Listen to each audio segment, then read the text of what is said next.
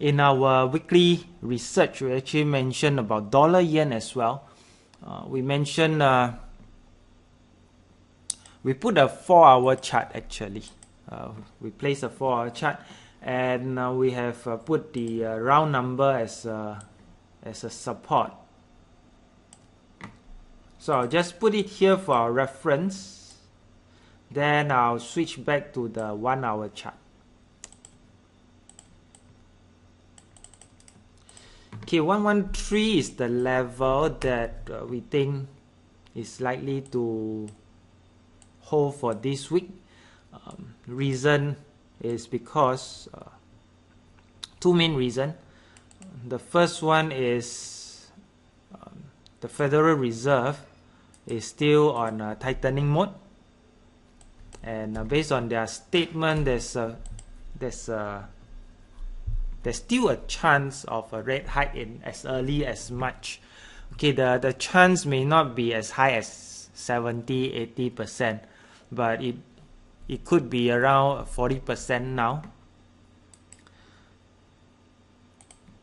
And 40% is considered pretty high, since it's close to a 50% chance of a rate hike. So fundamentally, Fed Reserve tightening plus let me see, Fed tightening is supporting a strong dollar fundamentally, plus of course the data that has been released recently, be it jobs data or the CPI, etc. It is supporting the Fed to raise their interest rate earlier rather than later. So be it data or even the monetary policy, it is fundamentally supporting a strong dollar.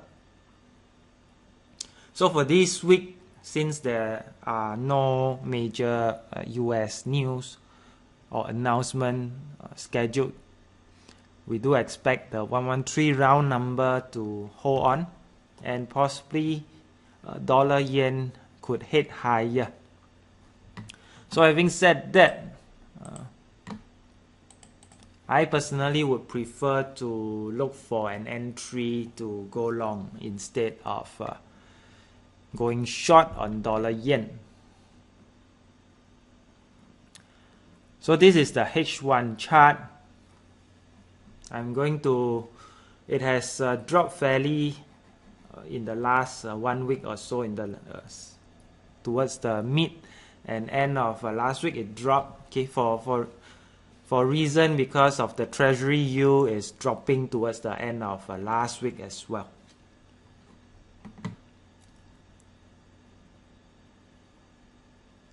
So looking at the current chart, I'm going to zoom in so that it is easier to see it on your screen when I explain. So short-term wise, I'm seeing a short-term resistance over here.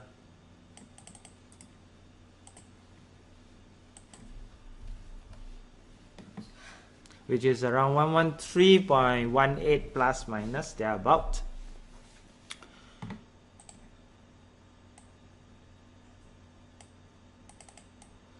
So I put the blue box over here. I'm going to change it to green color so it represents the entry area.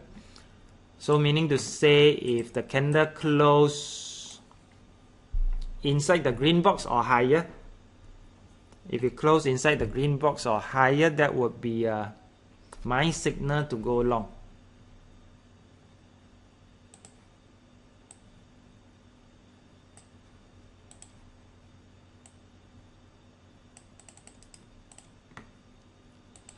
And the upper blue box is actually the first milestone for the trade. If it hits, this is about 20 pips away from the entry price.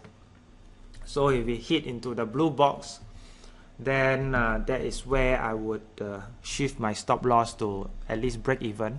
And at that point, may decide to either close off half of my position, or I leave it running for higher profit. So the next target would be over here where my second blue box is.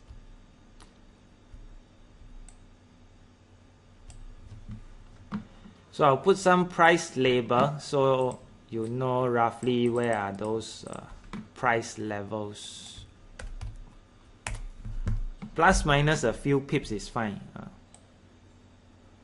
I'm not so concerned with the precision. So the first box is about 113.45 plus minus. Second box is about 113.75 plus minus. And for me, I will place a stop loss over here. For this trade, I prefer a slightly conservative stop loss. That would be where I would place it to the other side of this tight consolidation, which is around 112.95 thereabout.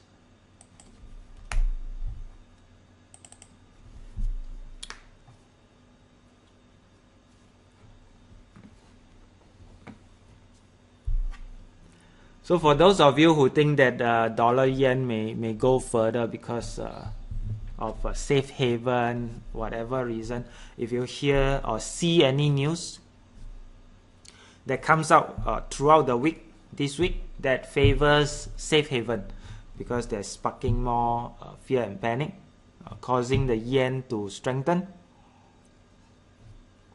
Of course, if you hear such a news, then possibly you could look to go short. But chances is when that happens, dollar yen would have gone down further.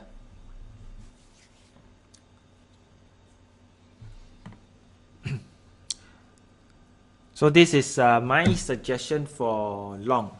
Okay, fundamentally, the reason I don't look for short trade, I'll write it here as well.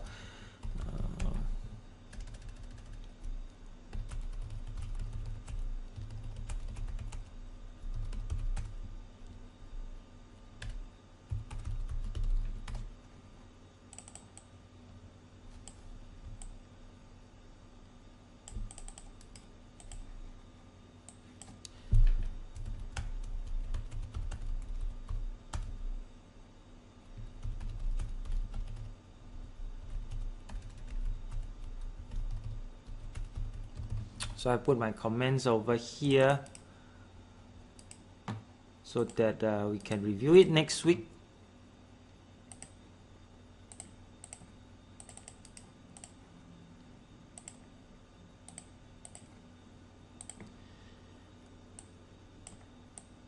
Okay, my preference, that's my preference, and my reason is stated below as well, because US data, which is pretty healthy, and also of course Fed bias.